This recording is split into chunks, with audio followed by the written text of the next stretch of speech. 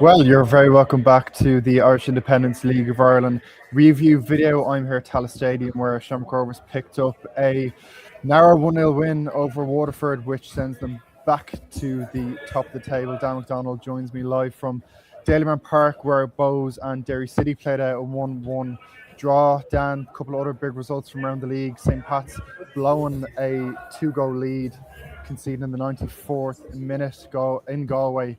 Galway were earning a point out of that one, and Shelbourne picking up a much needed win, ending their four defeats in a row with a huge win at Oriel Park. So I suppose I might start with yourself, Dan. The TV game tonight, goal in each half, Derry opening the score and Bohs equalising. Derry ended with 10 men. How was it? Yeah, I suppose there was a sort of a terrible cliched game with two halves here, where at half time you kind of thought, was there going to be one of these, I don't know, anarchist evenings here, like where people were sort of, the mood was in danger of spilling over. In the end, sort of, Bohs, they went 4-4-2 sort of in the first half, couldn't get the ball to James Taylor and Whelan, or it was just too predictable. They switched it up on Ross Tierney, sort of changed the game all of a sudden. They had different angles of attack and link and play, and they were quite good in the second half. Adam O'Reilly was sent off late on. I sort of feel like Bohs actually had a great spell sort of for 25 minutes or so after half-time. Maybe Derry made a couple of changes, brought Michael Duffy back, Depot come on, and they maybe stifled it a little bit, and I'm not sure that Bohs really did enough with the 11v10 to feel desperately unlucky, like for all the pressure they had. Like Eddie Beach wasn't making loads of saves or anything like that, but I think probably the frustration more so would be how flat Bohs were in the first half. I still don't think Derry are fully purring. They were good energy. They played all the midfielders again, really narrow. But my actual overline, like we could analyse this game in depth and look, it was the TV game. But what really strikes me is that you look at the league table and you now see the gap that's been opened up by the top two. The fact that Bohs haven't won tonight, the fact that Dundalk haven't won tonight, all of a sudden you have and we'll talk about Galway in a second. It was obviously a very significant late goal there, but you have this sort of 6-point gap now between second and third, and Bohs and Derry. Okay, I don't think Derry. Philip O'Doherty has said that Derry City have title aspirations. That is their target, to win this year and next year. Bohs, I don't think there was title aspirations at the start of the season, but the way they've started the season, obviously, it gets people talking. But you are looking at this tonight, you can probably see the imperfections or the inconsistencies of these teams, and you're thinking, yeah, maybe this is a European fight, but maybe not the type of contest they would have been hoping for a couple of weeks ago or over the winter from a Derry City perspective. It's an interesting enough game in its own right, but it sort of feels like both these teams are in danger of being left behind. Yeah, no, they need to pick up a couple of wins soon, with Shamrock Rovers and St. Pat's in the top two there. As you said, Dan, Derry City 10 points off the top, Bohs 7 points off the top, and Shamrock Rovers are top after tonight. There was little, as the news came through of Pat's collapse in Galway, there was a couple of very excited Shamrock Rovers fans around us, but it was a very nervy second half for them. Extremely nervy last 20 minutes. It was one-way traffic. The first half, Rovers well on top. Waterford really struggling to deal with the pressure camped in their own defensive third for most of the half. I must say, Ed McGinty, huge save to deny Pádraig Amond early on. Graham Burke getting the opener, and kind of at halftime you're kind of thinking this kind of feels like it'll be a really long night for Waterford, still searching for their first win of the season. They came out a different side the second half. Credit to them, credit whatever John Daly said to them at halftime. Much better. Asked a lot more questions of Rovers back line. Amond again denied by Ed McGinty, and Evan McLaughlin with a massive chance. He went himself, blazed it over the bar. Glenfield was on. It was much the better option to slot him. He was taken off. Seemed to ignore John Daly's offer of a handshake as he came off. Ed McLaughlin raging with the decision, and Rovers, it was ugly, but they just about did enough to get the 3 points. They lead the table by a point. A couple of boos from the visiting fans here towards John Daly and his team. They remain rock bottom. It's looking a bit grim for them. 9 points, Dan, off ninth with a game in hand, I must say as well.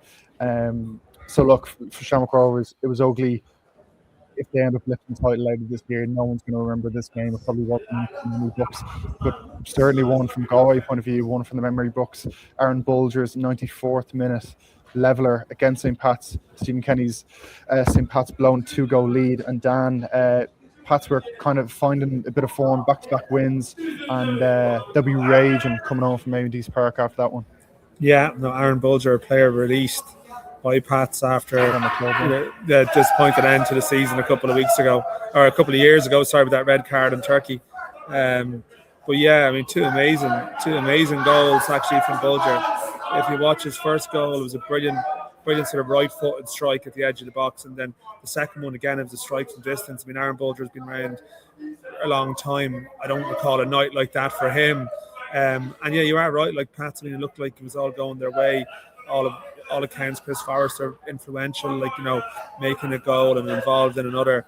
And it looked like they were going to keep the steam trail sort of rolling on. Like, they've been better away from home this year.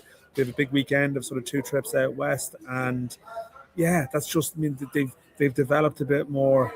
It feels like they've developed a bit more resilience this year, you know. And look, it's sometimes we're not seeing the pattern of the game, you know, to reflect where they robbed, like were they under the cosh, what was the sort of the situation in terms of the general play. But I think anyone knows if you're 2-0 up away from home, you have aspirations to do stuff, you want to go and close it out, and that's going to be very frustrating for them.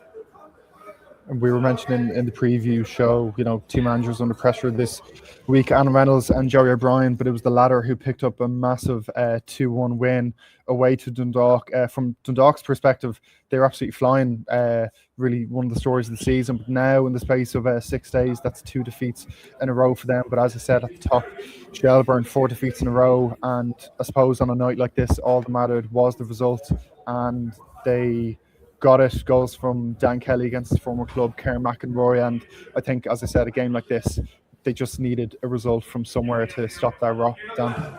Yeah, no, it's a big win for them. Actually, there was a stoppage here in Derry. There was just going to slow the game down a bit. Derry in Bows the last few minutes. So I saw a bit of stoppage time in Shells, Dundalk, and yeah, I mean, it was frantic. It was very fraught, I think, that evening. I think there was an incident in the first half where the Shells coach, Mara Martins, was sent off. There was after Mayowa and Seán Boyd had come in together at full time. Kieran Kilduff, it seems, has got sent off, a second yellow. And I actually saw a bit of the two Wilson brothers, JR and Tyreek, who've been released by Shells at various intervals to join various clubs. They've ended up with Dundalk now together. They were having bit of a go at Joey O'Brien. It was all very, I mean, there's a lot of history between those clubs, players moving, you know, between them.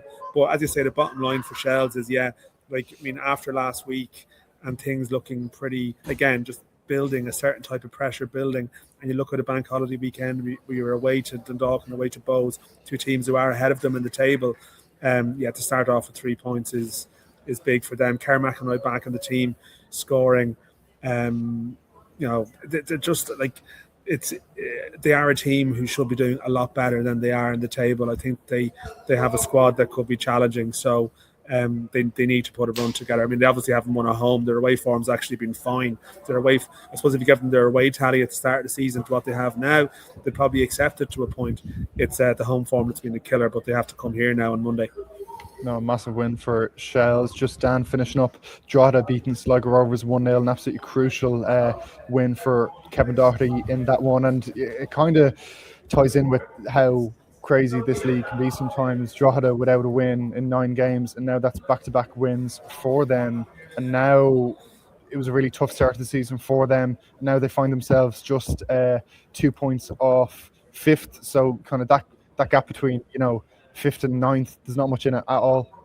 Well, yeah, I'm just looking. There's actually 7 points between 3rd and 9th. So, like one or two wins for any side on the track and make a big impact on their position. But yeah, that's a big one. I every time Drogheda plays Sligo Rovers, I keep thinking of that 7-0. I know other games have taken place between them there, but I probably have it in my head that Sligo Rovers have a bad record up there. Maybe that's not true. But they fell behind early, Mark Doyle. And yeah, I think for Sligo Rovers, just a bit of a buzzkill, because they're probably trying to build a little bit of momentum to pick themselves out of the drop. And then look, they've opened up that 9-point gap to Waterford, who can't win a game. and that's a certain degree of look. That removes a certain amount of pressure, but still, I think when you go away to a team who are possibly rivals of yours in a fight now to avoid the playoff, who knows? I mean, it is possible that's the case. It is a disappointing one, but yeah, Drogheda, they've just had a couple of uncharacteristic performances this year, so for them to go back to a clean sheet is a bit of a bonus. I must say that they want to avoid going down to the first division. All these clubs, we probably should mention the first division tonight, because I think the biggest crowd in the country was at Turner's Cross, where Cove Ramblers beat Cork City. I know Dylan McGlade got a penalty in front of the shed for Cove Ramblers. There was some good scenes there, so I know we don't necessarily tip into the first division that much, and we probably feel that it's going to be a foregone conclusion this year that Cork City are going to go up, but they are actually only 3 points out of UCD now, so maybe there might be a little bit more intrigue down there. But yeah, Drogheda and Sligo Rovers have no intention of heading that direction. We'll have to wait and see over the next couple of weeks and months. But Dan, for now, from Dalymount Park and from here in Tallaght Stadium, thanks for watching. That QR code on your screen you can scan. That'll take you to all the latest League of Ireland content on the Irish Independence website. But for now, thanks for watching. We'll chat to you soon.